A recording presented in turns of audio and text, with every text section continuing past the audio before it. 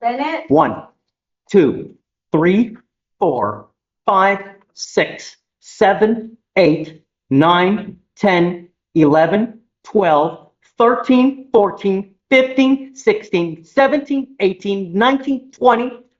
Now 21 cases. Just since 2020, possession 1 to 4, unauthorized use, possession 4 to 200, 21, evading arrest, felony theft, felony assault, felony possession of a controlled substance, possession of a controlled substance, possession of a controlled substance, now 24, possession of a controlled substance, possession of a controlled substance, assault, unauthorized absence from correctional facility, PCS, now 25, just from 25, PCS, unauthorized use, and now you have an evading arrest. Those guys. Stop. I didn't ask you to say anything. You missed court, and now you're here.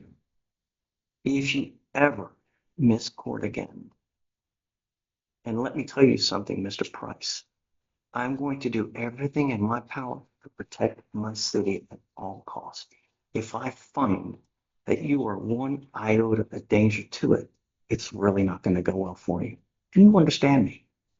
You're now charged with evading arrest or detention. You're facing up to a year in jail and or a $4,000 fine. We are going to do probable cause. You have the right to remain silent. Anything you say can and will be used against you. You have the right to have an attorney present. If you cannot afford one, one will be appointed to you. Thank you, Judge. On April 14th, 2025, in Harris County, Texas, an officer was patrolling the area of 999 Pasadena Boulevard, the Macro Plaza Mall. The mall is closed during the early morning hours when this incident occurred, and no maintenance or cleaning personnel were on scene. 999 Pasadena Boulevard is near 1202 Pasadena Boulevard, which the officer knows from training and experience to be a high drug area. The officer observed the defendant standing near a mechanical box on the side of the main building of 999 Pasadena Boulevard. The defendant looked at the officer, who was in a marked patrol unit, and began walking toward his bicycle, which was laying on the ground nearby. Due to the above circumstances, as well as defendant's suspicious behavior, the officer initiated a subject stop on the defendant due to reasonable suspicion.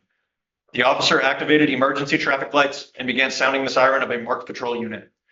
The defendant continued to ride his bicycle away from the officer, standing up on the seat of his bicycle to accelerate faster. The defendant eventually fell off the bicycle and continued to evade on foot until he fell in the roadway of the 900 block of Pasadena Boulevard.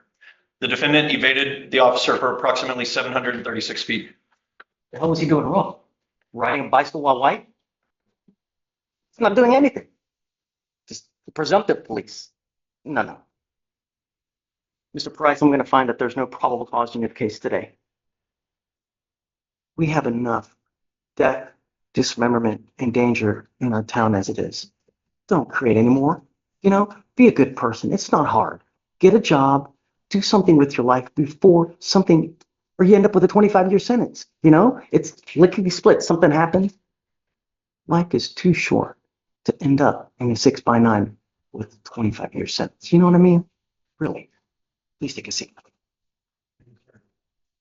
Judge, for what it's worth, my client did, assuming the court's okay with it, would like to apply for an after this. We'll be working on getting those documents together if the court's inclined.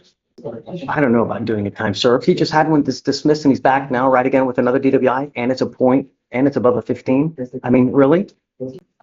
We're still going to continue to do the same thing over and over and over? No. I know you're saying no, but here you are yet again. You had one dismissed, year and a half ago. Now you're back on another one. It's above a 0.15.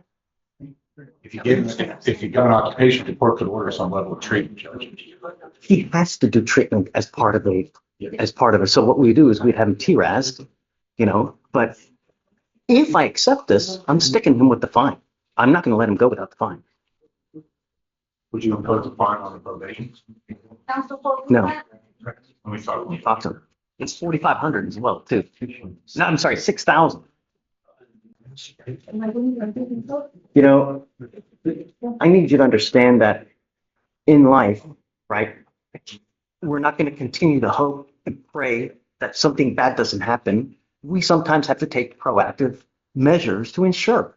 You just had one dismissed. You've now picked up another one. If I were to plead you to time served, another proverbial slap on the wrist, and now we're going to let you out there, go out there and hope that you don't kill someone or maim someone or you don't pick up another one, you know? No, that's like the definition of insanity, wishing that something, over and over just with a different result. No, this is proactive because here we can see what the issue is. We don't want you to come back with another DWI or much more kill someone because, look at the news. Every day someone dies from a DWI and it's just not fair when it's so freaking preventable by one damn button on your phone. How much money have you spent on both DWIs so far where one button and a $40 fee would have gotten you from A to B? You know what I mean? Sir. That's now what we have to do to intervene in hopes that you learn from this so it doesn't happen again. So you've worked out an agreement where they're offering you 1 year in jail and this is to be probated for 15 months. As part of this, you will do a repeat offender DWI education class, a victim impact panel, a TRAS, which is an evaluation to see what are the conditions you may need if you need other conditions. If they assess them, you must fulfill them.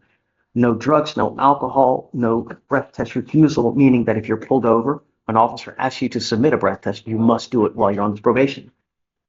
Guardian interlock, 25 hours of community service, and a $100 one-time donation to Mothers Against Drug Driving. Your children, No, but I have a 13-year-old brother that relies on me. if he does a parenting class, then I'll consider the community service way. The idea, all we want is that you learn so that you, in 20 years, this has made enough of an impact on you that you think twice. Oh man, shit, that was such a bad experience. I don't want to do that again. It's either jail or it's a crap load of fines and fees. Do you understand? Yes, sir. If you ever have a problem while you're on this probation, all you have to do is come back, let us know. We can work through anything. There's nothing too big, nothing too small. But the worst possible thing you can do is drive without a license or insurance, start using, or pick up another DWI. So you understand? Yes, sir. The other thing that if you just take off, abscond, that's also instantaneous warrant. If you violate this probation, that's what we do. We issue a warrant. We have a hearing to determine whether you violated it. If you do, you're looking at an entire year. Do you understand? Yes, sir. You give up the right. You're giving up the right to a trial, right to compel witnesses to testify on your behalf, confront and cross-examine your accusers. If you are not a citizen, there are possible immigration consequences. You can be deported, excluded from the country, denied naturalization. You give up the right to appeal. Once you plead guilty to this offense, this is going on your record now. It'll be there for the rest of your life. Do you understand? Yes, sir. From now on, you're facing a minimum of 90 days in jail. You ever pick up another one? Do you understand? Yes, sir. And I'm going to tell you now, you get pulled over. An officer, the first thing they do is they look at your record. They're going to see DWI, DWI. What do you think they're going to do? Do you think they're going to harass and harangue the hell out of you? Every time you get pulled over. And if they smell anything funky, it's probably not going to go well. Do you understand? Yes, sir. Is it true or untrue that you had a 0.15 or above in this case? True to the enhancement. All right, how do you plead to the office? Guilty or not guilty? Guilty. I'm going to find you guilty. I'm going to follow this agreement. I'm going to send you to it. I'm not going to suspend your license now, but I'm going to tell you, can you look up his license, please, to see if it's suspended? Yes, I'm sorry, this is name. Arredondo. It is not eligible, Your Honor. Okay, so you will be signing a non-driving affidavit. If you drove here today, you were not allowed to drive home. Your license is suspended as of this time. If we catch you driving without a license, I'm going to lose it. Do you understand? Yes, sir. Do not drive. You are required to have a guardian interlock, and every officer, because we send notice to DPS, every officer in the state knows if they pull you over and you don't have an interlock, you're going to jail. Do you understand? Yes, sir. That's for the traffic, right? That's why it's ineligible, right? So I traffic. think believe so. I took care of those yesterday. So. Judge, I believe his license may be showing ineligible due to a traffic ticket. If we can get that sorted, can we come back and? I'm okay with an occupational as long as he's in compliance, okay? The other thing is this, is he is now taking a subsequent DWI education class. DPS is probably going to suspend your license regardless because of a subsequent DWI education class, if you've already taken it. Did he do a diversion and it got dismissed? As part of the diversion, you have to do a DWI education class. Subsequent ones get your license suspended. So I would check with DPS first. Don't just start driving. when you take care of that ticket, because they're going to probably suspend your license again. And this time it may be like a 2-year suspension. I'm okay with an occupational as long as it's in compliance. Yes, Your Honor. And he has an interlock first. Okay. All right. So we're going to have you meet with Shatori for all your conditions and then get lucky, sir. Thanks, sir. Thank you. Waive the supervisor fee. I mean, not your fee, it's 6,000. So it's, yeah, but it should be 6,000 because it's a 0.5. It's not 4,500. It's a 6,000. Yes, sir. Yeah.